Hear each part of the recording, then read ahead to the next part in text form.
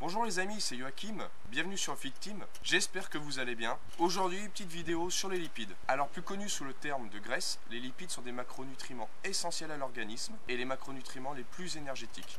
1 g de lipides équivaut à 9 calories, contrairement à 1 g de glucides ou de protéines qui vaut 4 calories. Alors à quoi servent ces lipides? Ils constituent la structure des membranes de nos cellules, ce qui permet leur bon fonctionnement, notamment les neurones et le cerveau. Ensuite, les lipides ont un rôle essentiel dans le transport de certaines protéines et hormones dans le sang. Ils servent de véhicule pour les vitamines liposolubles, comme les vitamines A, D, E et K, et participent directement à l'élaboration de certaines de nos hormones essentielles, comme les hormones sexuelles. Il est donc primordial de ne pas bannir les lipides de notre alimentation, notamment en période de régime de sèche, mais il va falloir au contraire veiller à avoir un apport suffisant et contrôlé de ces lipides. Alors, quels lipides choisir? Alors vous avez souvent entendu dire, même souvent entendu parler des bons et des mauvais lipides.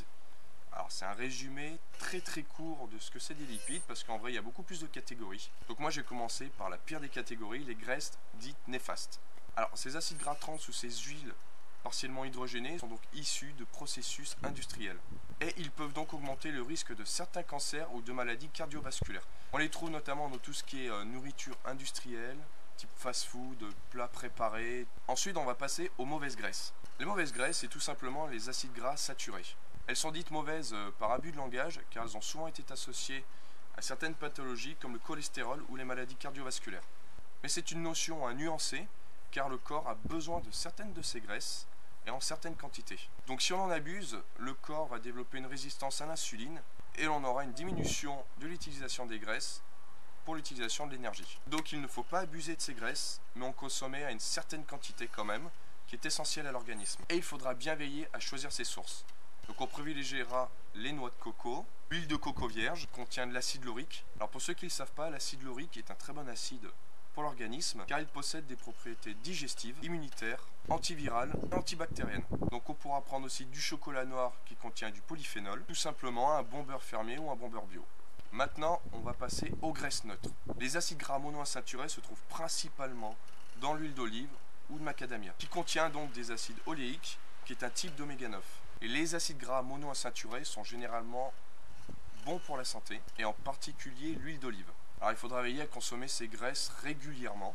Et ces sources donc de graisses sont l'huile d'olive, l'huile de macadamia, l'avocat, l'huile de tournesol oléique qui n'a rien à voir avec l'huile de tournesol traditionnelle, et les oléagineux, les amandes, les noix du Brésil, etc. Ensuite, on va parler des bonnes graisses. Les bonnes graisses sont les acides gras polyinsaturés. Le corps en a absolument besoin parce qu'on ne le fabrique pas et on ne peut pas le substituer. Donc on est obligé de l'apporter par l'alimentation.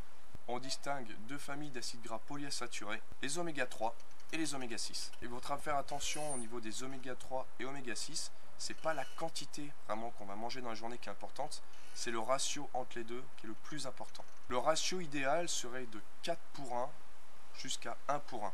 Et des études scientifiques viennent à montrer que ce ratio-là est complètement biaisé avec l'alimentation qu'on a actuellement, et on serait plus proche d'un ratio de 20 pour 1. C'est-à-dire que pour 20 oméga 6, on aurait un oméga 3. Il faudra donc baisser ces oméga 6, augmenter ces oméga 3, si on veut rester dans la fourchette du ratio de 4 pour 1 à 1 pour 1. Sachant que hors cas particulier de type pathologie, ce ratio-là baissera jamais à un stade néfaste.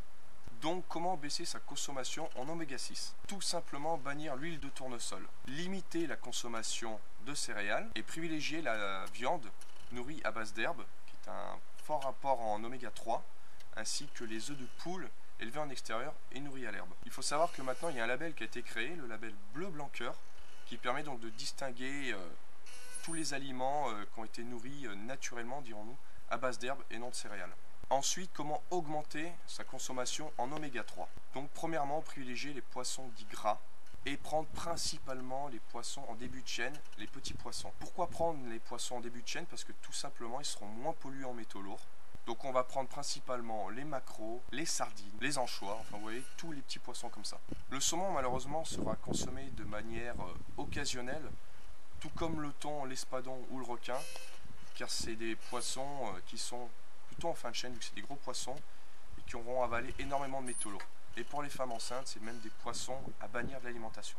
Ou tout simplement, pour les personnes qui ne peuvent pas manger autant de poissons, et ben vous prenez des compléments en oméga 3. Ensuite, nous allons voir combien de lipides il faudrait manger manger. Alors l'ANSES recommande pour un adulte moyen qui a une consommation totale de calories journalières de 2500 de consommer 100 g de lipides par jour, soit 35 à 40% de l'apport total journalier. Alors moi je vous conseille en période de régime ou de sèche de jamais descendre en dessous de 1 g de lipides donc par kilo de poids de corps. Donc, si vous pesez 75 kg, vous prendrez minimum 75 g de lipides par jour. Donc je vous fais un petit résumé. Les lipides, il faut en manger, mais bien choisir la qualité des lipides. Privilégier donc un apport en oméga 3 par rapport aux oméga 6. Et comme vous avez pu le voir, il ne faut pas les enlever de son alimentation, même en période de sèche, mais plutôt les réguler.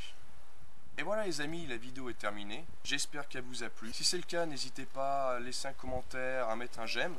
Partagez-la à vos amis. Moi je vous dis d'ici là, à la semaine prochaine.